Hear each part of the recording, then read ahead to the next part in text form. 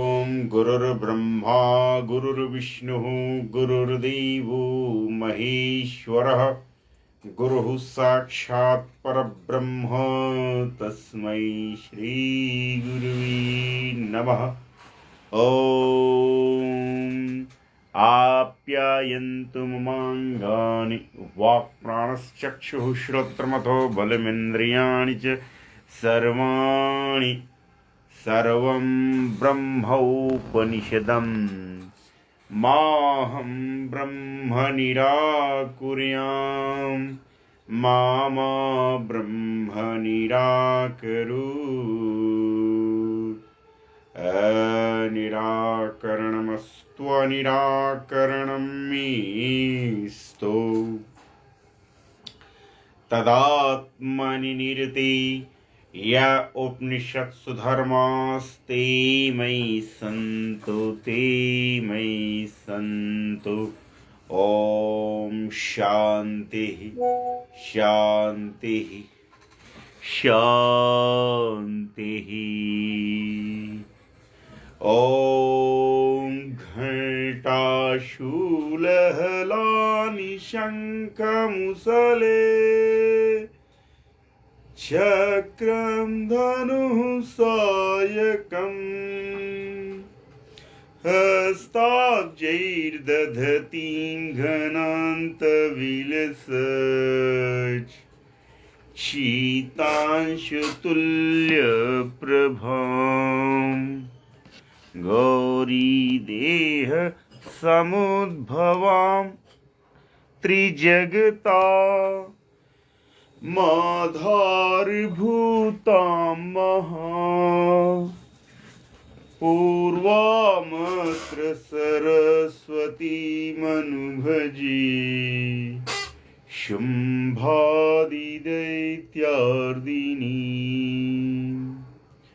वाग्देवी सरस्वती का आह्वान करते हुए और आप सभी साधकों का नंदन वंदन और अभिनंदन करते हुए आज की इस कार्यशाला को प्रारंभ करते हैं। तो प्रिय साधकों, हम तीसरे अध्याय में थे और तीसरे अध्याय के 10 मंत्र तक हम रिपीट कर चुके थे।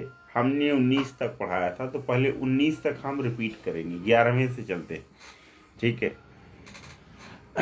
सर्वदुःख विनिर्मुक्तो सर्वसम्पत् समन्वितः बभूव स द्विजश्रेष्ठः व्रतस्यास्य प्रभावतः। कहा 11वें की लास्ट लाइन देखिए, व्रतस्यास्य प्रभावतः। अस्य व्रतस्य प्रभावतः, अस्य व्रतस्य प्रभावतः का मतलब क्या है? इस व्रत के प्रभाव से। सवाल है किस व्रत के प्रभाव से? तो उत्तर है सत्यनारायण व्रतस्य प्रभावतः। श्री सत्यनारायण भगवान के व्रत के प्रभाव से सर्व दुख विनिर्मुक्तो, वह जो ब्राह्मण था वह संपूर्ण दुखों से विनिर्मुक्त हो गया। सर्व संपत् समन्वितः, और संपूर्ण संपत्तियों से समन्वित बभूव मनि हो गया। स द्विज श्रेष्ठ, वह ब्राह्मण श्रेष्ठ, ठीक है।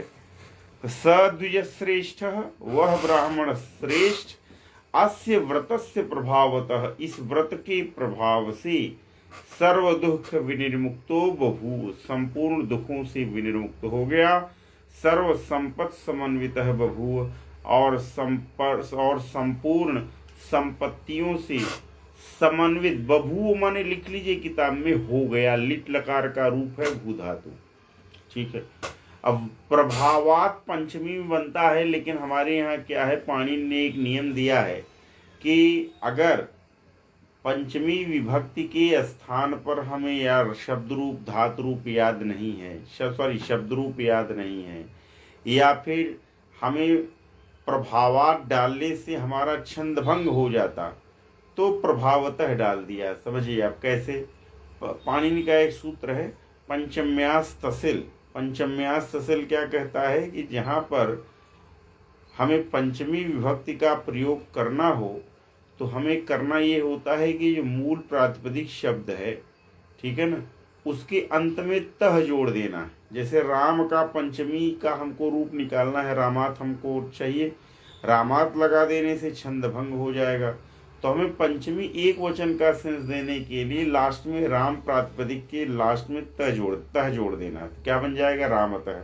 कहाँ से आ रहे हो? रामात आगच्छामि एक वाक्य बन सकता है, लेकिन दूसरा वाक्य ये भी बन सकता है रामतः आगच्छामि, राम के पास से आ रहा हूँ। बात समझ आ रही है आपको?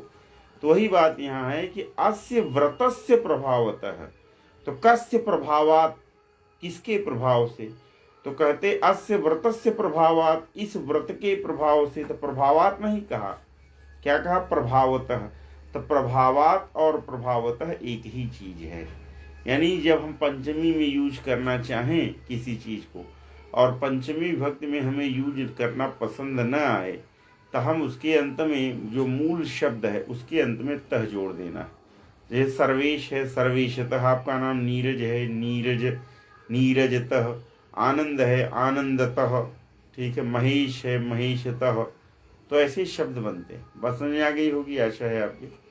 ठीक है, तो सर्व दुख विनिर्मुक्तो सर्व संपत् समन्वितः कि अस्य व्रत से प्रभावतः, इस व्रत के प्रभाव से वह संपूर्ण दुखों से मुक्त हो गया, वह ब्राह्मण श्रेष्ठ, और वह ब्राह्मण श्रेष्ठ संपूर्ण सर्व संपत् समन्वितः, संपूर्ण संपत्तियों से समन्वित हो गया।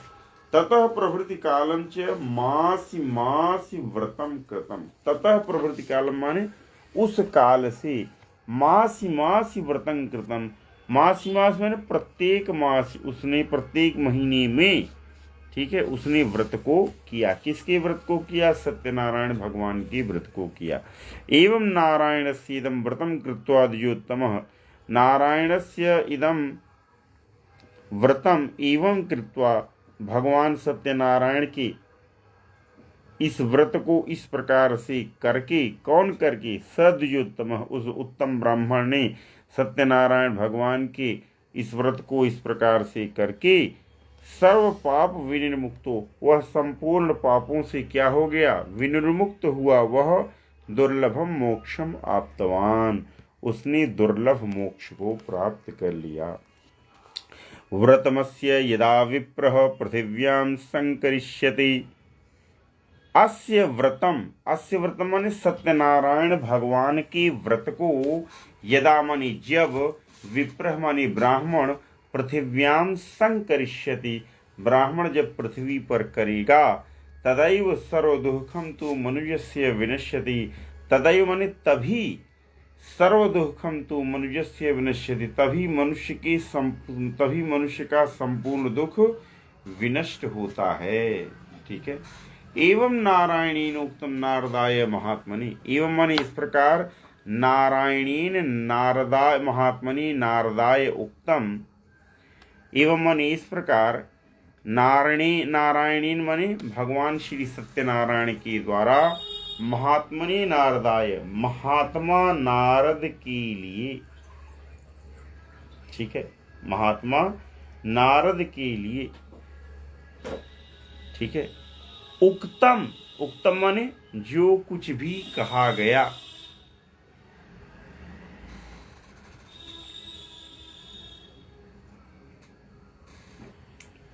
एवं माने इस प्रकार नारायणीन, नारायणीन माने भगवान सत्यनारायण के द्वारा, महात्मनि नारदाय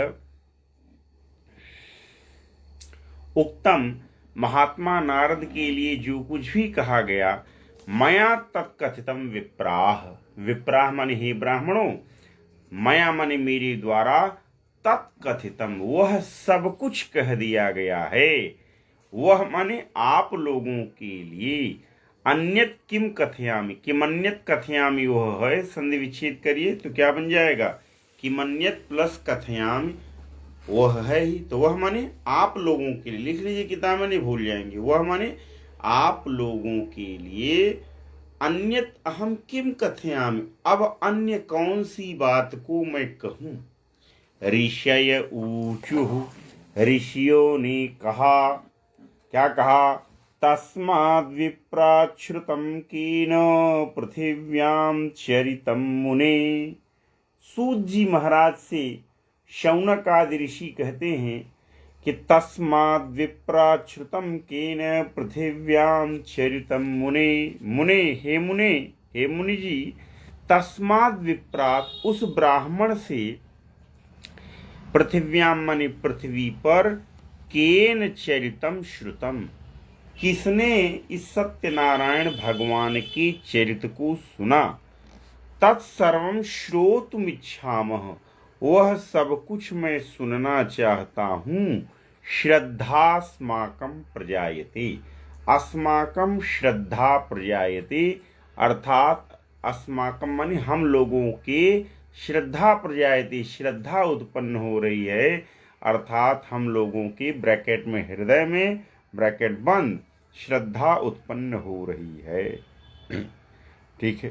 सूत उवाच, सूत जी ने कहा, क्या कहा, शृणुध्वं मुनयः सर्वे व्रतं येन कृतं भुवि। कहा, मुनयः सर्वे शृणुध्वं, हे मुनि आप सभी लोग सुनिए। व्रतम येन कृतम भुवि, भुवि माने पृथ्वी पर, येन व्रतम कृतम, पृथ्वी पर जिसने व्रत को किया उसे आप लोग सुनिए। कहा, एकदा स द्विजवरो, एक बार वह ब्राह्मण श्रेष्ठ, यथा विभव विस्तरैः, अपने विभव विस्तर के साथ, विभव विस्तर के साथ मतलब जितनी उसकी सामर्थ्य थी अपने वैभव के अनुसार, एकदा स द्विजवरो यथा विभव विस्तरैः बंधुभिः स्वजनैः सार्धम व्रतम कर्तुम समुद्यतः, अपने विभव विस्तर के साथ बंधुजनों और अपने लोगों के साथ व्रतम कर्तुम समुद्यतः, व्रत करने को उद्यत हुआ। अर्थात जितना उसकी जितनी उसकी सामर्थ्य थी उस सामर्थ्य के अनुसार अपने बंधु बांधवों और अपने स्वजनों के साथ वह व्रत को करने को उद्यत हुआ। एतस्मिन्नन्तरे काले काष्ठक्रीता समागमत्, एतस्मिन्नन्तरे काले मतलब वह ब्राह्मण अपने बंधुजनों के साथ, स्वजनों के साथ सत्यनारायण की व्रत का आचरण कर ही रहा था कि एतस्मिन्नन्तरे काले, यानी इन द मीन टाइम, ठीक उसी समय, काष्ठक्रेता समागमत्। काष्ठक्रेता माने क्रेता विक्रेता एक ही चीज है, लकड़ी को बेचने वाला, समागमत माने आया। अच्छा, जब लकड़ी बेचने वाला आया और ब्राह्मण व्यक्ति जो है अपने स्वजनों के साथ, अपने बंधुओं के साथ सत्यनारायण कथा की व्रत का आचरण कर रहा था, तो हुआ क्या, क्या किया उस काष्ठक क्रेता ने, क्या किया उस लकड़ी बेचने वाले ने, तो कहते हैं सूत जी महाराज, बहि काष्ठम च संस्थाप्य, लकड़ी लेके अंदर नहीं घुस गया कि घर के अंदर घुस गया हो, का बहि काष्ठम च संस्थाप्य, काष्ठम बहि संस्थाप्य, लकड़ी को घर के बाहर स्थापित करके, विप्रस्य गृहमाययौ, विप्रस्य गृहम आययौ, वह ब्राह्मण के घर में आया, या यूं कहें कि ब्राह्मण के घर में गया। अच्छा, कैसा था वह काष्ठक क्रेता, तो काष्ठक क्रेता की भी कुछ विशेषताएं हैं। कहते हैं, तृष्णया पीड़ितात्मा च, जो काष्ठक क्रेता था वह प्यास से पीड़ित आत्मा वाला था। तृष्णा माने होता है प्यास, क्या होता है, तृष्णा माने प्यास, तो तृष्णया पीड़ितात्मा च, वह तृष्णा के द्वारा अर्थात प्यास के द्वारा व्याकुल आत्मा वाला था। अच्छा, हम लोग भी जैसे मान लीजिए अभी हमको प्यास लगी, हमने पानी पी लिया, देखिए आपके सामने फिर प्यास लगते रहे, फिर मान लीजिए प्यास लगी, रुक जाइए, ये प्यास लगी, और ये पानी निकाला और पानी निकाल के हमने पी लिया।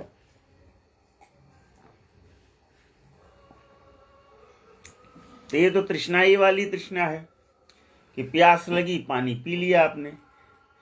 अब संसार में थार गाड़ी खरीदने की भी तृष्णा है, लग्जरस लाइफ जीने की भी तृष्णा है, ऊंचे ऊंचे महल और अट्टालिका खरीदने की भी तृष्णा है। अब उसके लिए धन रूपी जल मिलता नहीं है तो आदमी हो जाता है फ्रस्ट्रेट। नहीं समझे? जैसे ये पानी न मिले तो हम आप पगला जाएं, मर जाएं 2-4 दिन अगर पानी न मिले तो, समझ रहे हैं आप? तो जब धन रूपी पानी नहीं मिलता है तो व्यक्ति फ्रस्ट्रेट हो जाता है, निराश हो जाता है, डिप्रेस्ड हो जाता है। इसीलिए हमारे कबीर दास जी की लाइन है, कबीर की रहीम में कंफ्यूज हो जाता हूँ। रीज़न है कि हिंदी सब्जेक्ट मेरा बहुत ही अच्छा था और इंटर तक हमने अंग्रेजी पढ़ी और हिंदी, और उसमें हिंदी में मुझे हाई स्कूल और इंटर दोनों में ही डिस्टिंक्शन मार्क्स मिले हुए हैं। एक में शायद 75 है, एक में 80 है, 78-80 है। अच्छा, आजकल तो डिस्टिंक्शन का कोई महत्व ही नहीं रह गया है, क्योंकि आजकल तो प्रसाद की तरह नंबर मिल रहे हैं। ये सन 2006-08 में अगर किसी को किसी में 75 से ऊपर मिल जाता था ना तो बहुत बड़ा आदमी माना जाता था उसको। अरे भैया, पास्ड विथ डिस्टिंक्शन है, ठीक है। आज तो 85%, 90% का भी कोई कीमत नहीं है, सब कागज है, समझ रहे हैं? क्यों? हमको भी मालूम है कि कैसे नंबर मिल रहा है, आपको भी मालूम है, बच्चों को भी मालूम है कैसे नंबर मिल रहा है। तो क्या बता रहा हूं मैं आपको, इसमें आया है कि बढ़त बढ़त संपत्ति सलिल मन सरोज बढ़ी जाई, घटत घटत पुनि ना घटे, जड़ समेत कुम्हलाई। मतलब क्या है? मतलब ये है कि बढ़त बढ़त संपत्ति सलिल, जब संपत्ति रूपी जल बढ़ता है, जैसे मान ली कोई तालाब है, अब तालाब में जो है जब जल बढ़ता है तो तालाब में जो कमल खिला होता है ना, जल बढ़ने के साथ साथ उस कमल की डंडी भी बढ़ने लगती है। फिर कहते हैं कबीरदास जी की घटत घटत पुनि ना घटे, लेकिन जब तालाब का जल घटता है तो डंडी घटती नहीं है, बल्कि जड़ समेत कुम्हलाई। तो ऐसे मनुष्य के घर में जब संपदाएं बढ़ती हैं, महीने में 5 लाख रुपया 10 लाख रुपया जो है पगार आ रही है, बिजनेस से पैसा आ रहा है, तो मन सरोज बढ़ जाता है, मन रूपी कमल भी बढ़ जाता है, ठीक है। आदमी ऐसे बोलने दैट 1,50,000 रोआ है, ये हमारे गांव की कहावत है। जिसके पास कुछ भी नहीं है तो हड़काने के लिए बोलता है 1,50,000 रोआ है, समझ रहे हैं आप? लेकिन अब जब संपत्ति हमेशा थोड़ी रहती है, जो आया है वो जाएगा, राजा रंग फकीर, एक सिंहासन चढ़ चले एक बंधे जंजीर। तो आज आपके पास संपत्ति है, कल संपत्ति है, रहेगी कि नहीं रहेगी इसमें संशय है, समझिए आप। तो अब जब संपत्ति बढ़ी तो मन रूपी सरोज भी बढ़ गया। तो हो सकता है कि जब संपत्ति थी आपके पास, आप 5,000 रुपये मीटर कपड़ा पहनने लगे, और जब संपत्ति घट गई तब 500 रुपये वाला मीटर कपड़ा पहनेंगे? आप नहीं पहनेंगे। फिर आप जड़ समेत कुम्हलाई जाएंगे, आपको हार्ट अटैक आएगा, आप मर जाएंगे। इसीलिए हमारे शास्त्रों में कहा गया कि हानि लाभ जीवन मरण, जस अप जस विधि हाथ। इतनी चीजें अपने हाथ में है ही नहीं। क्या क्या? ये गोस्वामी तुलसीदास जी की पंक्ति है कि सुनहु भरत भावी प्रबल, बिलखी कहेहु मुनिनाथ। मुनिनाथ, मुनियों के नाथ वशिष्ठ जी ने बिलखते हुए भरत जी से कहा, क्या कहा? कि सुनहु भरत भावी प्रबल, हे भरत सुनो, जो भावी होती है वो बहुत प्रबल होती है। कहा वो कैसे? बिलख ही कहे हुए मुनिनाथ, रोते हुए मुनिनाथ वशिष्ठ जी ने कहा, तो भावी तो भैया प्रबल है। तो कहा अच्छा, तो कहा कैसे? तो कहा हानि लाभ जीवन मरण। हानि, लाभ, जीवन, मरण, यश, अपयश, ये 6 चीजें विधाता के हाथ में है भैया, ये आपके हाथ में नहीं है। इसीलिए कई जगह का ये रिवाज है कि जब कोई व्यक्ति मर जाता है तो जब उसका अस्थि संचय करने जाते हैं तो जहाँ से अस्थि उठाते हैं वहाँ सब बटोरने बटारने के बाद उसी चिता को फैला देते हैं, उसकी राख को, और उसमें लिखते हैं 94। 94 इसीलिए लिखा जाता है कि भैया तुम इस धरती पर आए थे, 100 कामों में तुम्हारे पास 6 काम को छोड़ के बाकी सब कुछ तुम्हारे हाथ में था। 94 काम तुम्हारे हाथ में थे, बाकी 6 काम विधाता के हाथ में था। हानि लाभ जीवन मरण यश अपयश विधि। हाँ, लेकिन ये आदमी सोचता कहाँ है, ये आदमी सोच नहीं पाता है। अब मैंने उस दिन आपको बताया ही था कि जो लोग गर्भपात करा करा करके 4 बच्चों के बाप बने बैठे हैं, प्रकृति इनको दंड कैसे देती? इनके जीवन काल में ही इनकी बिटिया के 10 ठो बिटिया दे देती, इनके बेटवा के 5 ठो बिटिया दे देती, 15 बिटिया आ गई और बच्चा बच्ची कुछ कर नहीं रहे, सब आया बाबा के खोपड़ी पर। समझ गए? तो देखिए, जितना आपके अंश में सुख दुख भोगना लिखा है ना, उतना आप भोग के ही रहेंगे। ठीक है ना? तो इसीलिए गर्भपात करा देना और केवल लड़के का बाप बनना, बेटी पैदा हो पड़ोसी के घर में पैदा हो, हमारे घर में पैदा न हो, कन्या पूजन के लिए फिर दूसरे के यहाँ भटकना। रे 2-4 कन्याएं आपके यहाँ भी होते हैं, दूसरों को भी दीजिए कि लो भैया बिटिया हमारे ले जाओ, कन्या पूज लो। दूसरे के यहाँ मांग रहे हैं भैया कन्या दे दो, हमको कन्या खिलाना है। समझ रहे नहीं समझ रहे? तो ये सारी बातें हैं कि जब संपत्ति बढ़ती है तो हम लोगों का अनादर करने लग जाते हैं, और जब संपत्ति घट जाती है तो फिर वही लौट के बुद्धू घर को आए। तो हम सत्यनारायण की कथा में आपको समझा रहे थे। कौन सी पंक्ति थी? माननीय निर्जानंद जी, अन्य साधकगण बताएं कौन सी पंक्ति में थे हम? कि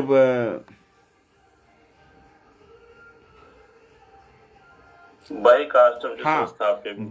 काष्ठम च संस्थाप्य विप्रस्य गृहमाययौ। घर के बाहर ही काष्ठ को संस्थापित करके वह ब्राह्मण के घर में आया। तृष्णया पी। हाँ, तो मैं ये बता रहा था, इसीलिए तो मैं कहाँ से कहाँ पहुँच गया कि जब तृष्णा, प्यास रूपी, जब प्यास लगती है तो हम पानी, हमारे पास तो अब यद्यपि धरती पर 3% पानी ही पीने योग्य है, बाकी 97% पानी पीने योग्य नहीं है, लेकिन ये 3% पानी भी पर्याप्त है। लेकिन आपकी इच्छाओं को, आपकी ज़रूरतों को पूरा करने के लिए, क्योंकि वो क्या कि एक चीज़ शांत होती है तो दूसरी चीज़ जो है उदय हो जाती है। आप थार गाड़ी खरीद के आए इस धनतेरस पर, एक धनतेरस बीता, 2 धनतेरस बीता, तीसरे धनतेरस पे थार गाड़ी को बेच के अब जो है इनोवा लेना है, इनोवा क्रिस्टा लेना है। उसके बाद फिर कोई नई लेटेस्ट गाड़ी आ गई। हम लोग क्या है ना, ऊब जाते हैं। देखिए, इस संसार में समस्या की जो सबसे बड़ी जड़ है वो ये है कि हमारा आपका मन किसी चीज़ से ऊब जाता है। जैसे आज बहुत सारे मैरिड लोगों को मैं देखता हूँ कि वो मैरिड हैं, सुंदर बीवी दिया है भगवान ने, लेकिन इधर उधर भटक रहे हैं, इस गली से उस गली में, उस गली से इस गली में। क्यों? बस वही बीमारी। कौन वाली बीमारी? ऊबने वाली बीमारी। तो जब अपनी बीवी से ऊब गए तो दूसरे की बहन, बेटी इत्यादि चीज़ों में संलिप्त हो रहे हैं। वैसे ही भगवान ने हमको जो संपत्ति दी है उससे हम क्यों ऊब जाएं? समझिए, आप रोलेक्स की एक घड़ी पहने हुए हैं 1 लाख रुपए की, 2 साल बाद आप उससे ऊब गए, अब आप नए ब्रांड की घड़ी खोज रहे हैं। समझ रहे हैं आप? तो मुझे एक बात याद आती है। राज कपूर, ऋषि कपूर 2 भाई थे। ठीक है? तो इनके पिता डायरेक्टर थे। राज कपूर जब बड़े आदमी हो गए तो एक 4 व्हीलर गाड़ी खरीद के आए और अपने पिता को दिखाया कि पिताजी ये देखिए हमने गाड़ी अपने मेहनत के पैसे से बड़ी गाड़ी खरीदी। पिता ने पुत्र की बड़ी तारीफ की और कहा वाह मेरे लाल क्या बात है, तूने तो कमाल कर दिया है, इतनी बड़ी गाड़ी ले आया। राज कपूर अपने पिता से कहते हैं पिताजी आप भी एक ऐसी ही गाड़ी ले लीजिए।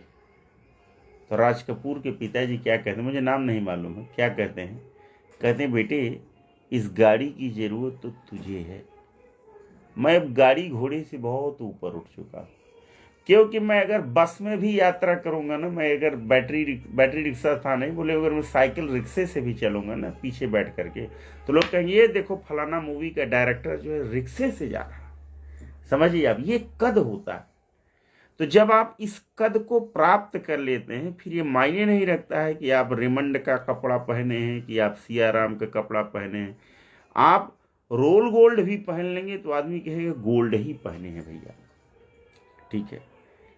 गांधी जी का चश्मा अगर कहीं हो और उसकी बोली लगाई जाए कि भैया ये गांधी जी का चश्मा है, इसकी बोली लगेगी, तो करोड़ों रुपए के चश्मे की बोली होगी। चश्मा नहीं होगा 300 रुपए का भी आज की डेट में। Getting the point, understanding fact.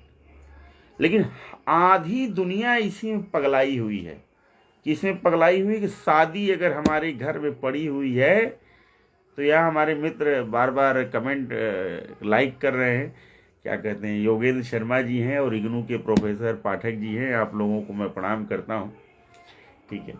आधी दुनिया इस बात में पगलाई हुई है कि रात में अगर शादी हो रही है तो ये रात को हम दिन कैसे बना दें, यानी इतनी चकाचौंध पैदा कर दें, इतनी चकाचौंध पैदा कर दें कि ये रात जो है दिन होने लग जाए।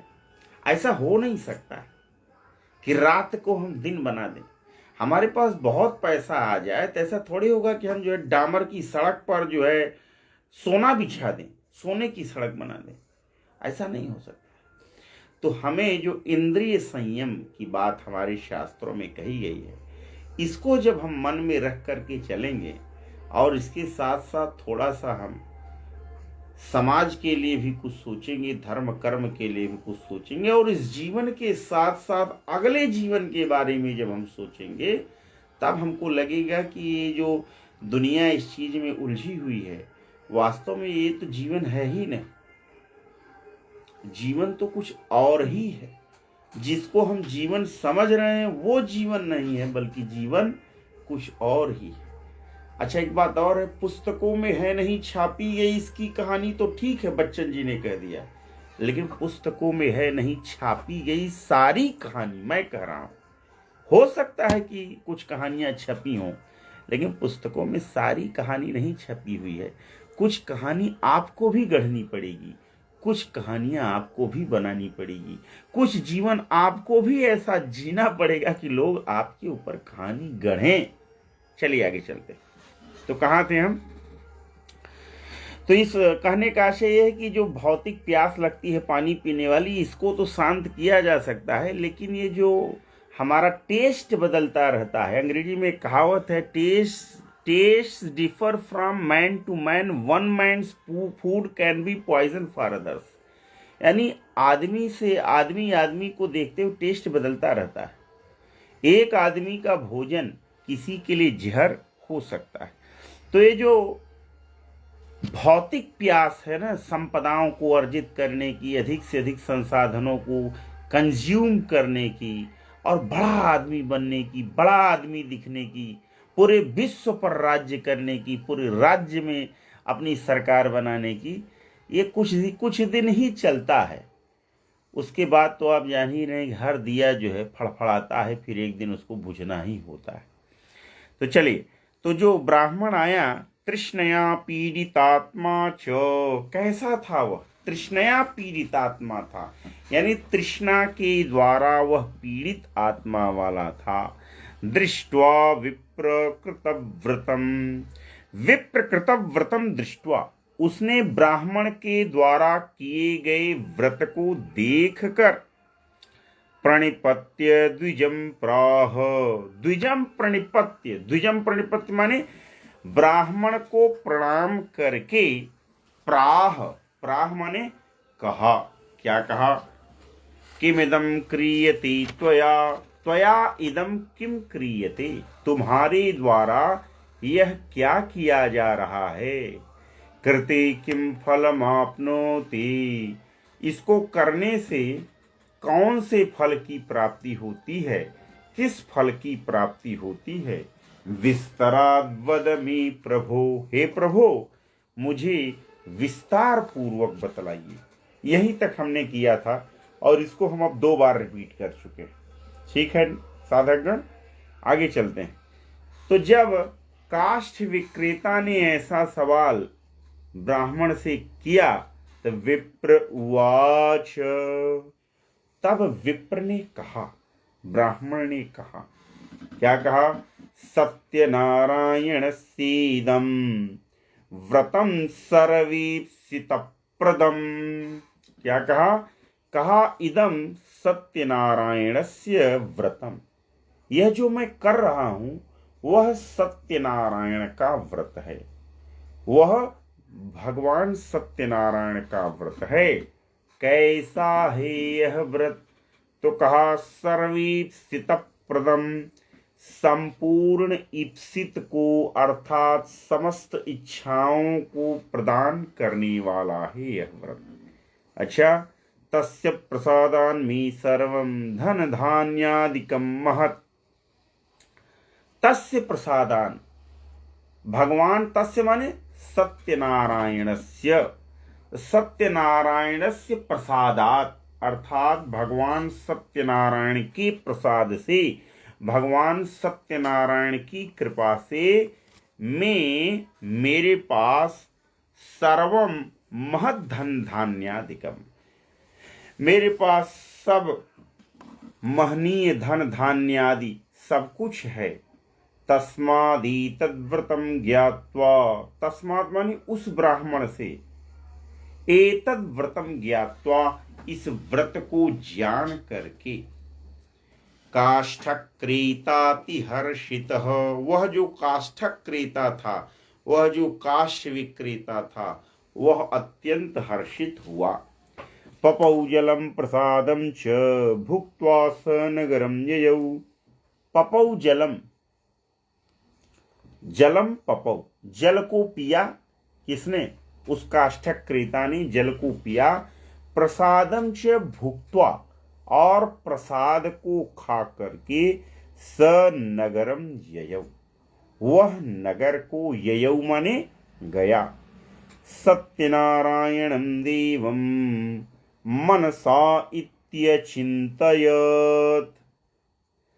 सत्यनारायणं देवं, भगवान सत्यनारायण को मनसा इत्यचिन्तयत्, मन से उसने भगवान सत्यनारायण का चिंतन किया। काष्ठम विक्रयतु ग्रामी प्राप्यते चाद्य यद्धनम।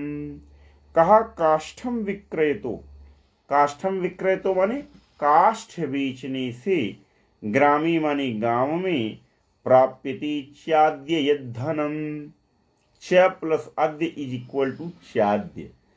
तो काष्ठम विक्रयतो ग्रामे यानी लकड़ी बेचने से गांव में, अद्य यद धनम प्राप्यते, लकड़ी बेचने से गांव में लकड़ी बेचने से आज जो धन प्राप्त होगा, तेनैव सत्यदेवस्य।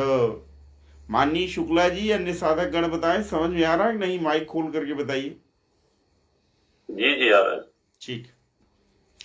सत्यनारायणं काष्ठम विक्रयतु ग्रामी प्राप्यते चाद्य धनम।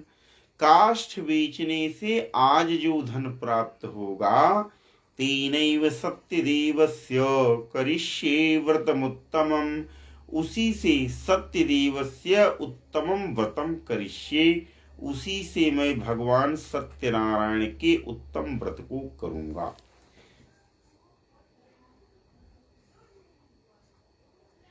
इति संचिन्त्य मनसा काष्ठम कृत्वा तु मस्तके। इति संचिन्त्य मनसा, ऐसा मन से सोच करके काष्ठम कृत्वा तु मस्तके, मस्तक पर जो है लकड़ी को रख करके जगाम नगरी रम्ये, वह जो काष्ठ क्रेता था, लकड़ी बेचने वाला था, जगाम नगरी रम्ये, वह रमणीय नगर को गया। अच्छा, वह सुंदर नगर में गया। धनिनाम यत्र संस्थिति, जहां पर किसकी संतति थी, धनिनाम यत्र संस्थिति, जहां पर किसकी संस्थिति थी। संस्थिति का मतलब होता है निवास। तो जो लकड़ी बेचने वाला था उसने जगाम नगरी रम्ये, वह रमणीय नगर में गया। धनिनाम यत्र संस्थिति, यत्र धनिनाम संस्थिति, जहां पर धनियों का निवास था, जहां पर धनी लोगों का निवास था, जिसको आप दिल्ली में कहते हैं भाई हमारा मकान पाज एरिया में। तो समझिए कि लकड़हारा जो है पाज एरिया में गया था लकड़ी बेचने। अच्छा, तद्दिने काष्ठ मूल्यं च द्विगुणं प्राप्तवान असौ तद्दिने, यानी उस लकड़ी बेचने वाले ने तद्दिने माने उस दिन द्विगुणम काष्ठ मूल्यम प्राप्तवान, उस दिन उसने 2 गुना लकड़ी का मूल्य प्राप्त किया। यानी मान लीजिए कि वह डेली 100 रुपया कमाता था, उस दिन उसके ऊपर ऐसी भगवत कृपा हुई कि वो 200 रुपया कमा लिया। समझिए आप भाई, बिजनेस धंधा में तो यही होता है। हमारे बाबूजी कहते हैं कभौ घनी घना, कभौ मुट्ठी भर चना, कभौ उहौ न बना। यही होता है ना बिजनेस में कि कभौ घनी घना, कभौ मुट्ठी भर चना, कभौ उहौ न बना। ठीक है, तो अब भैया ऐसी परिस्थिति में जो भगवत कृपा हुई, उसको सत्यनारायण की कथा सुननी थी। तो सोचा था उसने कि आज लकड़ी, गांव में लकड़ी बेचने से जो धन प्राप्त होगा उससे सत्यनारायण की कथा को सुनूंगा। लेकिन गांव में लकड़ी बिकी ही नहीं, चला गया वो जगाम नगरी रम्ये धनिनाम यत्र संस्थिति, हुआ रमणीय नगर में चला गया जहां पर धनी लोगों की बस्ती थी। तो वहां क्या हुआ, कहा तद्दिने काष्ठ मूल्यं च द्विगुणं प्राप्तवान असौ माने उस काष्ठक क्रेता ने, उस लकड़ी बेचने वाले ने, तद्दिने उस दिन द्विगुणम काष्ठ मूल्यम प्राप्तवान, 2 गुना लकड़ी का मूल्य, 2 गुना लकड़ी का मूल्य प्राप्त किया। ततः प्रसन्न हृदयं सुपक्वं कदली फलम, ततः माने तत्पश्चात, प्रसन्न हृदय माने प्रसन्न हृदय से, सुपक्वम कदली फलम पके हुए केले के फल को, शर्करा घृत दुग्धम च, शर्करा माने चीनी, घी दुग्ध को, गोधूमस्य चूर्णकम और गेहूं के चूर्ण को। गेहूं का चूर्ण का मतलब क्या है भैया, गेहूं के चूर्ण का मतलब आटा, गेहूं के चूर्ण का मतलब क्या है, आटा। गोधूमस्य चूर्णकम, गेहूं के चूर्ण को, यानी जितनी सामग्री यहां लिखी उन सारी सामग्रियों को कृत्वैकत्र, एकत्र कृत्वैकत्र का संधि विच्छेद करिए, क्या बनेगा, एकत्र कृत्वा, इन सारी सामग्रियों को एकत्र करके, सपादम च गृहीत्वा, और सपाद ग्रहण करके अर्थात सवैया बना करके, सवा लगा करके, सवैया बना करके, स्वगृहम ययौ, वह अपने घर को गया। ततो बंधून समाहूय, ततो माने तत्पश्चात, बंधून समाहूय, बंधुओं को बुला करके, चकार विधिना व्रतम चकार, उसने विधि पूर्वक व्रत को किया। तद्व्रतस्य प्रभावेण धन पुत्रान्वितो भवत, और उस व्रत के प्रभाव से धन पुत्रान्वितो भवत, वह धन और पुत्र से अन्वित हो गया। किससे अन्वित हो गया, वह धन और पुत्र से अन्वित हो गया। इहलोके सुखम भुक्त्वा शांति सत्यपुरम जयौ, और इस लोक में सुख को भोग करके वह अंत में सत्यपुर को चला गया। इस लोक में सुख को भोग करके कहाँ चला गया, अंत में वह सत्यपुर को अर्थात भगवान सत्यनारायण के धाम को चला गया। अब देखिए, इति श्री स्कंद पुराणे रीवा खंडे श्री सत्यनारायण व्रत कथायाम द्वितीय अध्याय। हमको करना था तृतीय अध्याय, फिर से हो गया द्वितीय अध्याय, यानी प्रभु की इच्छा है। देखिए ये 4 टाइम्स हो गया ये। हाँ, और आप भी नहीं टोक रहे थे। हम भी देख रहे आजादी क्या कहे, हम कहे आजादी ने कहाँ शुरू कर दिए। जब ऐसी गलती हो जाए ना, तो आप समझ लीजिए कि दिव्य शक्तियों को इच्छा है कि उसका रिपीटिशन हो। जैसे कई बार हम माला फेरते फेरते, सुनिए बताता हूँ, माला फेर रहे होते हैं, अचानक से माला छटक के गिर जाती है उसी गोमुखी में। ठीक है, तो पता लगा कि हम पहुंच गए थे 80 गुरिया ऊपर, और वो आ गए फिर 20 पर। लोक लिया हाथ ने तो 20 पे आ गए। तो भी हम 80 ऊपर नहीं जाते हैं, कि दिमाग पे रहता है कि 2-3 मिनट का एक हो जाता है एक राउंड। तो हम कहते हैं भैया दिव्य शक्तियों को इच्छा थी कि हम इतनी माला फिर से जपें, तो इसलिए वो हाथ से छटका दिया। ऐसे कई साधक जो बहुत परेशान रहते हैं और हमसे उपाय इत्यादि पूछते हैं, तो हम उनको जो मिनिमम आहुति बताते हैं, तो उनको एक बात और भी बताते हैं कि देखिए आपको मिनिमम आहुति बता रहा हूँ, लेकिन ऐसा भी हो सकता है कि जिस दिन देवी को ज़्यादा आहुति खाने की इच्छा हो जाए, तो जहाँ डेली 1 कटोरी आहुति हो रही, उस दिन हो सकता है कि 3 कटोरी आहुति आपकी लग जाए। ऐसा होता है कि अगर आप आहुति दे रहे हैं यज्ञ कुंड में, हवन कुंड में, तो आप मान लीजिए कि आपका संकल्प है कि हम 1 कटोरी आहुति देंगे या 108 बार आहुति देंगे, लेकिन अगर दिव्य शक्तियों को ज़्यादा खाने की इच्छा हो जाएगी तो आप रोक नहीं पाएंगे। आप उस दिन 3 कटोरी आहुति चढ़ा के आएंगे। ऐसा होता है। ठीक है, और आपको दूसरा एग्जाम्पल बताएं, जैसे हम शिव मंदिर जाते हैं, तो हम तो हफ्ते में 2 ही दिन जा पाते हैं। हमारी श्रीमती जी डेली जाती हैं शिव मंदिर। तो शिव मंदिर जाते हैं तो ये है कि डेली का रूटीन है कि बाबा विश्वनाथ को 10 रुपए का पैकेट वाला जो दूध आता है वही जल में मिला के चढ़ाते हैं। जिस दिन बाबा को जो है ज़्यादा दूध पीने की इच्छा हो जाती है, अधिक दूध से स्नान करने की इच्छा हो जाती है, उस दिन होता क्या है कि अगल बगल जो है 10 रुपए वाला दूध ही नहीं मिलता है दिन के समय में। तो अच्छा चलो भैया, बाबा को इसका मतलब ज़्यादा दूध चाहिए तो आधा किलो का ले लो। अच्छा, कई बार ऐसा भी हो जाता है कि बाबा को और ज़्यादा दूध से स्नान करने की इच्छा हो जाती है, तो न 10 रुपए वाला मिलेगा न 30 रुपए वाला मिलेगा, तो ये होगा चलो भैया 1 लीटर वाला दूध ले लो। बात समझ आई आपको? ऐसा होता है। अच्छा, कई बार ऐसा है कि हमको दूध चढ़ाने की इच्छा है, लेकिन बाबा को दही चढ़वाने की इच्छा है, तो उस दिन दूध ही नहीं मिलेगा, उस दिन दही मिल जाएगी। भैया दूध खत्म हो गया, भैया आज जो है नाग पंचमी थी, दूध खत्म, तो क्या चढ़ाएं? तो चलिए दही ही चढ़ाइए।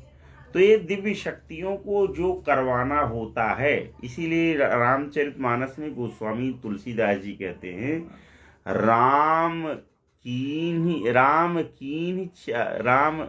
कीन चाहई सो होई, ऐसा करके कुछ है, मुझे पंक्ति ठीक से नहीं निकल रही। राम कीन चाहई सो होई, यानी राम जो चाहते हैं वही व्यक्ति करता है। उनकी इच्छा के विपरीत क्या एक पत्ता टगमगा सकता है? ये पानी है ना, ध्यान दीजिए,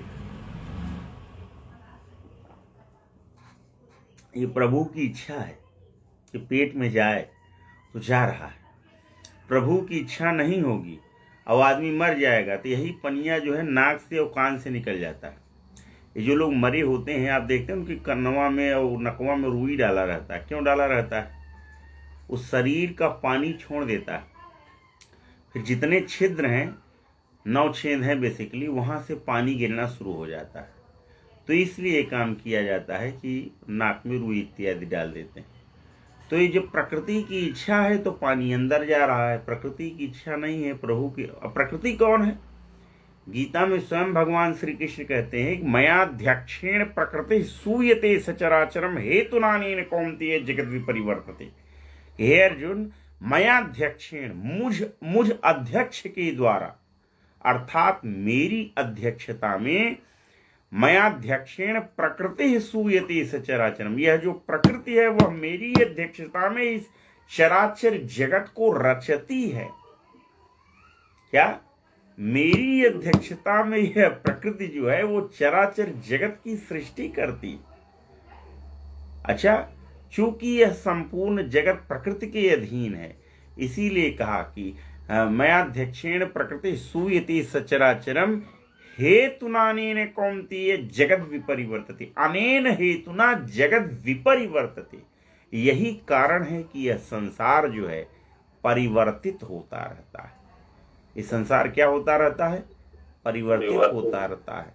अंग्रेजी में कवि हैं, कवि का नाम है आर्थर, ARTHUR, आर्थर।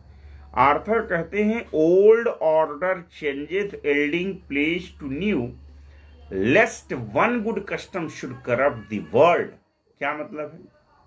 पुरानी परंपराएं बदलती हैं, नई को स्थान देती हैं। जैसे पुराने लोग बदलते हैं, रिटायर होते हैं और नए बच्चों को स्थान देते हैं, तो पुरानी परंपराएं बदलती हैं, नई को स्थान देती हैं, ताकि कहीं एक अच्छी परंपरा इस संसार को नष्ट भ्रष्ट न कर दे। समझ रहे?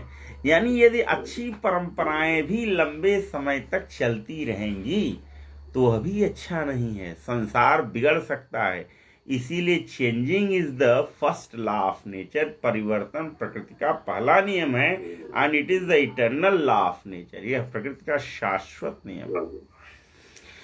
तो जो प्रभु चाहते हैं वही हम लोगों से करवाते हैं। अब इसका मतलब ये नहीं कि जाइए एक छुरा उठाइए पड़ोसी का गला काट दीजिए, कहिए प्रभु यही चाह रहे थे और हमने वही कर दिया। नहीं नहीं, ये तो मिसयूज हो गया।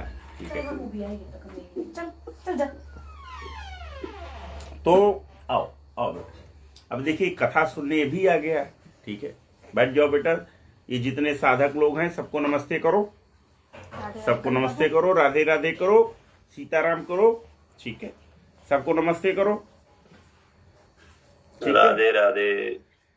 ठीक है, तो कहने का आशय क्या है? प्रभु कृपा करें इस पर, ये बड़ा हो, तरक्की करे, यश कीर्ति कमाए। तो कहने का आशय क्या है? हम जो कहना चाहते हैं कि आप देख रहे हैं कि हमने शुरू किया किसको, क्या जान के शुरू किया? तीसरा अध्याय। हुआ कौन सा? दूसरा अध्याय। अच्छा, बीच में हमको पता भी चल गया 2 4 5 मंत्र पढ़ने के बाद, लेकिन फिर हमने कहा कि प्रभु की जब यही इच्छा है तो उनकी इच्छाओं का जो है निराकरण हम कौन होते हैं करने वाले। तो चलिए तीसरे अध्याय में हम जहां से करना चाहते थे वहां से करते हैं। ज्यादा नहीं, 10-5 मिनट में आपको विदा कर देंगे, चिंता न करें आपको। हाँ बेटा, जरा धैर्य बनाए रखो। तो 19 तक हुआ था ना, तो हम थोड़ा सा 2 पैराग्राफ पीछे जाते हैं। 17वां के बाद 18वां देखे। बनिए ने क्या कहा? कहा विवाहार्थम च कन्यायाः वरम श्रेष्ठम विचारय। कहा विवाहार्थम च कन्यायाः वरम श्रेष्ठम विचारय। कन्या के विवाह के लिए श्रेष्ठ वर का विचार किया जाए। अच्छा, एक बात यही मैं बता दूं, पंचतंत्र की बात है। जब आदमी विवाह शादी देखने जाता है किसी का, तो कैसे देखता है मालूम है? पंचतंत्र में विष्णु शर्मा जी कहते हैं कि जब विवाह अगर कोई किसी का देखने जाता है तो है, उसमें श्लोक आता है कन्या वरयते रूपम। कन्या को किसी चीज से मतलब नहीं होता है, कन्या को सिर्फ और सिर्फ वर के रूप से मतलब होता है। भाई लड़का सुंदर होना चाहिए। कन्या वरयते रूपम। अच्छा, माता वित्तम। माता को लड़का कुरूप भी हो चलेगा, लेकिन लड़के के पास पैसा होना चाहिए। पैसा पैसा पैसा। मन कन्या वरयते रूपम माता वित्तम। अच्छा, पिता गृहम। पिता को न लड़के के रूप से मतलब है, न लड़के के पैसे से मतलब है। पिता को जो मतलब है वो मतलब है कि लड़कवा का घरवा अच्छा है कि नहीं अच्छा है। ठीक है, कन्या वरयते रूपम माता वित्तम पिता गृहम। अच्छा, बांधवाः कुलमिच्छन्ति। बंधु बांधवों को न तो लड़के के रूप से मतलब है, न पैसे से मतलब है, न घर से मतलब। भैया बाभन अच्छा होना चाहिए। ब्राह्मण अच्छा है कि नहीं है, 3 में है कि 13 में है। अरे तुम चांदा सुकुल हो और तुम जो है अपने बच्चे की शादी जो है पयासी मिस्र के यहाँ कर दिए हैं। तुम्हारा दिमाग खराब हो गया था। बताओ, 3 के हो कि 13 में भी ही आए बिटिया। तो बंधु बांधव लोगों को जो मतलब होता है ये कुल खानदान से मतलब होता है। भैया रईस है कि नहीं। अच्छा, कन्या वरयते रूपम माता वित्तम पिता गृहम बांधवा कुलमिच्छन्ति मिष्टान्नम इतरे जना। अब बाकी के जो लोग हैं घराती या बराती, इनको न लड़के के रूप से मतलब है, न पैसे से मतलब है, न घर से मतलब है, और न ही कुल खानदान से मतलब है।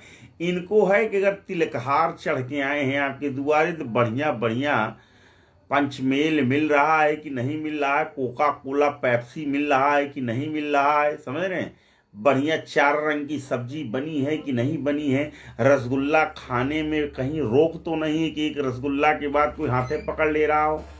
तब मिष्टान्नम इतरे जना, बाकी के लोगों को केवल और केवल मिठाई मिष्टान्न से मतलब है। बढ़िया बढ़िया अगर खाने को मिल गया तो भैया बहुत ही अच्छी शादी।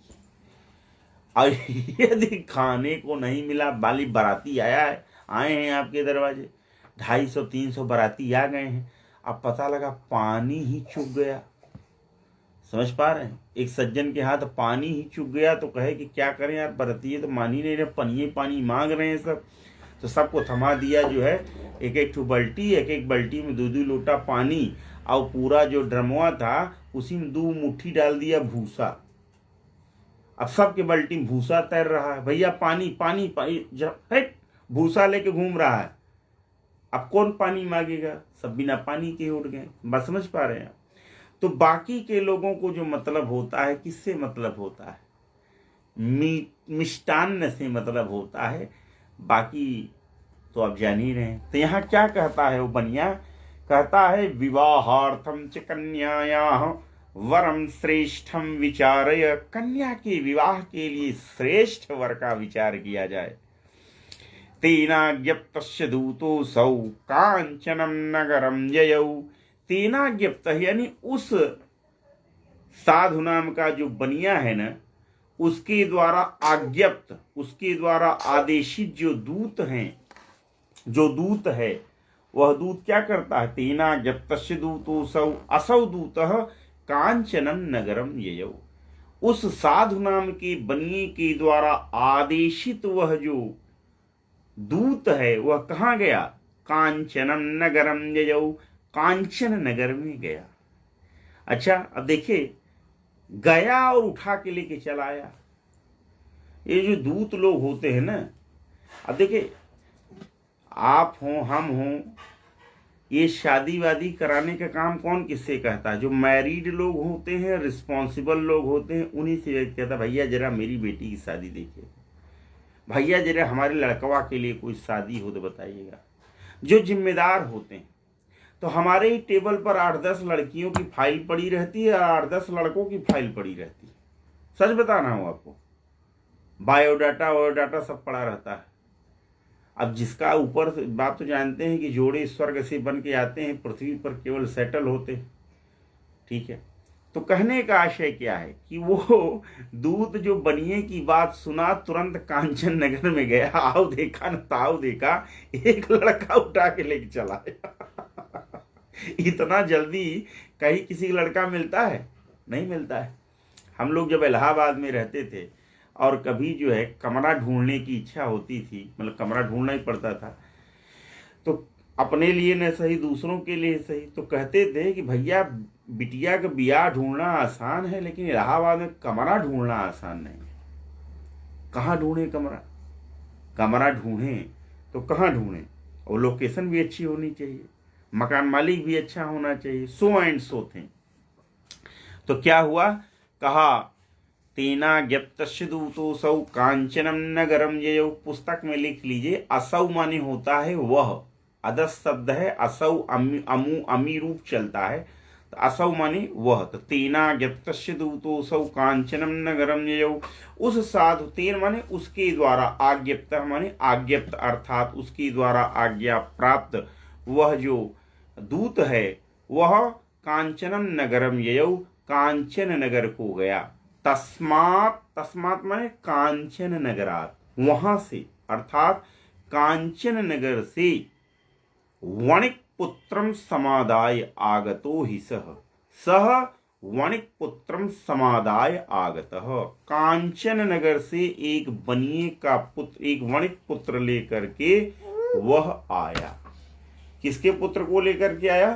कांचन नगर से वह वणिक पुत्र को लेकर के आया। ध्यान दीजिए, देखिए क्या मतलब है, वणिक पुत्र ही कहा, कोई ब्राह्मण पुत्र को नहीं लेके चलाया, कोई क्षत्रिय पुत्र लेके नहीं चलाया। यहाँ सीधे सीधे सत्यनारायण की कथा कहती है कि अपने ही वर्ण में शादी विवाह करना चाहिए, नहीं यही लिख देता। जो विद्वान महोदय सत्य लिखे हैं इसको, वेद व्यास जी, तो क्या करते, लिख देते यहीं पर कि भाई ये ब्राह्मण पुत्र, तो ब्राह्मण पुत्र नहीं कहा। तस्माद एकम वणिक पुत्रम समादायागतो ही सह, तस्मात मानी वहां से एकम वणिक पुत्रम समादाय, एक बनिए के पुत्र को, समादाय माने लेकर के, स आगतः वह आया। अच्छा जब आया तो क्या हुआ? कहा दृष्ट्वा तो सुंदरम बालम, सुंदरम बालम दृष्ट्वा, सुंदर बालक को देखकर, वणिक पुत्रम गुणान्वितम, गुणों से अन्वित बनिए के पुत्र को देखकर, तो गुणों से युक्त जो बनिए का पुत्र है उसकी दो विशेषताएं हैं। पहला क्या? वो सुंदर है, और दूसरा क्या? वो बालक है। ऐसा नहीं कि कोई अधेड़ ढूंढ करके ले आए 56 साल का, 55 साल का, 40 साल का, 38 साल का, बाल था। ठीक है ना? अच्छा, ज्ञातिभिर बंधुभिः सार्धम परितुष्टीन चेतसा, ठीक है, ज्ञाति भी बंधु भी, ज्ञाति भी माने कुल खानदान के, मतलब अपनी जाति के लोगों के साथ, बंधु भी सार्धम, अपने बंधु बांधवों के साथ, परितुष्टेन चेतसा, परितुष्ट चित्त के द्वारा, दत्तवान साधु पुत्राय, साधु नाम की उस बनिए ने, पुत्राय माने उस बनिए के पुत्र को, किस बनिए के पुत्र को? जिसको कांचन नगर से उसका दूत लेकर के आया था, उस पुत्र को, उस बनिए के पुत्र को साधु नाम की बनिए ने क्या किया? दत्तवान, कन्याम दत्तवान, कन्या को दे दिया। अच्छा, कन्या को दे दिया, कैसे दे दिया? ऐसे थोड़े उठा करके एक हाथ से एक हाथ में दे दिया। कहा कन्याम विधि विधानतः, विधि विधान के साथ कन्या को दे दिया। अब देखिए छोटा सा बालक है, सुन रहा है ना कथा को, अभी पीछे के कमरे में रो रहा था। ठीक है, अब देखिए ये कथा सुन रहा है, तो क्या कहा? कन्याम विधि विधानतः, कन्या को विधि विधान के साथ दे दिया। अच्छा, ततो भाग्यवशात् तेन विस्मृतम व्रतमुत्तमम, प्रिया, देखो ये सोएगा क्या, लेट गया है। ततो भाग्यवशात् तेन, ततः अभाग्यवशात्, ततः माने तत्पश्चात, अभाग्य के वशीभूत होकर के, अभाग्य, दुर्भाग्य, ठीक है ना, भाग्य का विलोम क्या है? अभाग्य। ततो भाग्यवशात् तेन विस्मृतम व्रतमुत्तमम, ततः माने तत्पश्चात, अभाग्यवशात्, अभाग्यवशात् माने दुर्भाग्यवश, तेन उत्तमम व्रतम विस्मृतम, उस साधु नाम की बनिए के द्वारा वह जो सत्यनारायण भगवान का उत्तम व्रत था, उस सत्यनारायण भगवान के उत्तम व्रत को विस्मृत कर दिया गया, भुला दिया गया। और आप जान चुके हैं, पीछे के अध्याय में बात हो चुकी है कि जब उसकी बीवी ने कहा कि बेटी हो गई है, अब सत्यनारायण भगवान का कथा सुन लो, तो उसने क्या कहा? विवाह, विवाह समय तो कन्याया, जब कन्या का विवाह का समय आएगा तब मैं सत्यनारायण भगवान की कथा सुनूंगा। लेकिन अब विवाह भी हो गया, लेकिन वही अभाग्यवशात दुर्भाग्यवश तेन माने उस बनिए के द्वारा उत्तमम व्रतम विस्मृतम, भगवान सत्यनारायण की उत्तम व्रत को विस्मृत कर दिया गया। विवाह समय तस्यास्तेन रुष्टो भवत प्रभु। कहा विवाह समय, विवाह के समय, तस्याह, तस्याह माने तस्याह विवाह समय, उस कन्या के विवाह के समय, ठीक है, तेन रुष्टो भवत प्रभु, उस बनिए से सत्यनारायण भगवान क्या हो गए, रुष्ट हो गए। ततः कालीन कियतो निज कर्म विशारद, ततः माने तत्पश्चात, कालीन कियतो कुछ समय के बाद ही, निज कर्म विशारद, अपने कर्मों का विशारद अर्थात अपने कर्मों में दक्ष वह बनिया, वाणिज्यार्थम ततः शीघ्रम, वाणिज्यार्थम माने वाणिज्य के लिए, ततः माने तत्पश्चात, शीघ्रम शीघ्र ही, जामात्र सहितो वणिक, जमाता के साथ वह बनिया, रत्नसारपुरी रम्ये गत्वा सिंधु समीपतः, सिंधु के समीप रत्नसारपुर में गया। ले जाओ, खेल नहीं रहा वो छटपटा। रत्नसारपुरी रम्ये, बस 25 तक करेंगे, बाकी कल करेंगे, ठीक है, क्योंकि सुबह मुझे जाना भी है। कल सुबह हम जाएंगे 7 बजे, 5 घंटे की नींद पर्याप्त है। आ जाओगे कि खाना? नहीं आएंगे तो 4 बजे। 25 बच्चों का वाइवा लेना, खाना लेके आएंगे।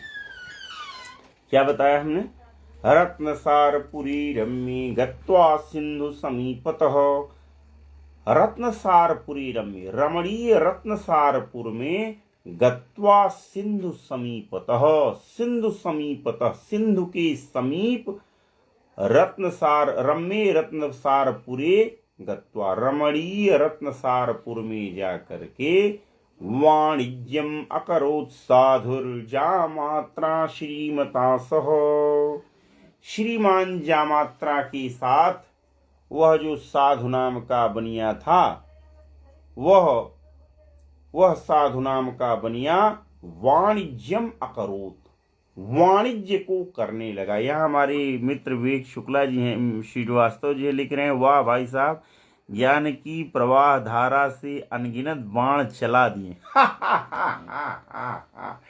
विवेक जी क्या बताएं, ये नजर न लगे नींबू मरचा सुई धागा, कि अब ज्ञान थोड़ा सा न बांटे तो लगता है कि यही सब दिमाग में रखे रखे कहीं सड़ न जाए, इसलिए थोड़ा बहुत सोशल मीडिया के माध्यम से जो है लाइव हो करके कुछ ज्ञान जो है दे देते हैं। और जैसे हमारे बड़े भाई इग्नू में प्रोफेसर हैं श्रेयांश पाठक जी के पिताजी प्रोफेसर पाठक जी, वो कई बार हमको कुछ हमें बताते भी रहते हैं कि ये चीज़ें और ऐड कर लीजिए अपने व्याख्यान में, तो अच्छा लगता है। यहाँ ऑनलाइन हमें देख रहे हैं ओम प्रकाश यादव सर, श्रेयांश पाठक के पिताजी प्रोफेसर पाठक सर, विवेक श्रीवास्तव जी और अन्य लोग भी हैं। गूगल मीट पर हमारे जो रजिस्टर्ड छात्रगण हैं वो हैं। आप सबका नंदन है, अभिनंदन है। बस ज्ञान सुनने वाले लोग हैं तभी तो ज्ञान भी दिया जा सकता है। अब ज्ञान सुनने वाले लोगों की संख्या ही बहुत कम हो गई। सब लोग रील देखना चाहते हैं, एक रील एक झटक दें तो पता लगा कि जो है ज्ञान मिल जाए। अब ये सब शास्त्र हैं, शास्त्रों में समय लगता है, ठीक है। एक दिन में कोई शास्त्र पढ़ नहीं सकता है, एक दिन में कोई शास्त्र पढ़ा नहीं सकता है। अच्छा, मैं देखता हूँ कई बार, मैं थोड़ा सा डिरेल हो रहा हूँ अपने टॉपिक से, लेकिन डिरेल होना जरूरी है।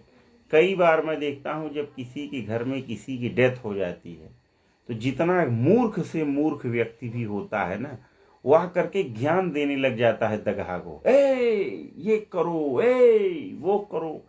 यथार्थ है दगहा बेचारा उस समय इतना डिप्रेशन में रहता है, बाप मरा है, माई मरी है, ठीक है ना, क्योंकि किंकर्तव्य विमूढ़ हो जाता है, बिविल्डर्ड हो जाता है। और ऐसे में आके 50 लोग उसको 50 तरह की गलत सही बातें बताते रहते हैं। अब कभी उसने इस बात का प्रिपरेशन किया ही नहीं है दगहा ने कि अगर उसके घर में किसी की डेथ हो जाए तो करे क्या। अंग्रेजों ने ऐसा अफवाह फैला दिया, गरुड़ पुराण का अध्ययन उसी समय होगा जब कोई व्यक्ति मर जाएगा। और जब कोई व्यक्ति मर जाएगा, जीवन काल में तुमने गरुड़ पुराण कभी सुना नहीं, मरने के बाद वो गरुड़ पुराण तुम्हारा क्या उद्धार करेगा। समझिए आप इस बात को। जीवन काल में आपने विष्णु सहस्रनाम का न तो पाठ किया न कभी श्रावण किया, मरने के बाद वो आपका क्या कल्याण करेगा। समझिए आप इस बात को। गीता में भगवान श्री कृष्ण कहते हैं अंतकाली तो मामेव स्मरण मुक्त्वा कलेवरम, यानी जीवन के अंतकाल में मेरे कलेवर का स्मरण करता हुआ, मेरे स्वरूप का स्मरण करता हुआ जो कलेवर को त्यागता है अर्थात अपने शरीर को त्यागता है, वो मेरे धाम में जाता है। तो जीवन के अंतकाल में किसको ध्यान आएंगे प्रभु। जीवन के अंतकाल में पता लगा कि जो है ध्यान आया थार गाड़ी का, ध्यान आया नोएडा वाले फ्लैट का, ध्यान आया गुड़गांव वाले फ्लैट का, ध्यान आया बड़की बहू का, ध्यान आया छोटकी बहू का। तो घूमो ये छोटकी बहू बड़की बहू गुड़गांव वाले फ्लैट और घिटोरनी वाले फ्लैट और कश्मीरी गेट वाले फ्लैट में, ठीक है ना।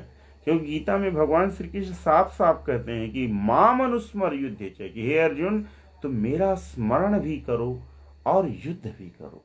हम लोग केवल युद्ध कर रहे हैं। युद्ध करने का आशय अपनी नौकरी बजाना, अपनी नौकरी चाकरी करना, ये केवल युद्ध करना है, लेकिन भगवत स्मरण नहीं कर रहे हैं। लोग कहते हैं टाइम नहीं है। अरे टाइम नहीं है, कौन कह रहा है टाइम निकालने के लिए। अब यात्रा के समय में प्रभु का कोई मंत्र जाप करिए, किसी चीज का पाठ करिए, कौन कह रहा है आपको पाठ करने के लिए। एक दिन की बात है, इलाहाबाद यूनिवर्सिटी में एक प्रोफेसर थे कोई बहुत बड़े, वाइस चांसलर ने उनसे कहा, ध्यान दीजिए 25 के बाद आज नहीं पढ़ाएंगे, कल पढ़ाएंगे।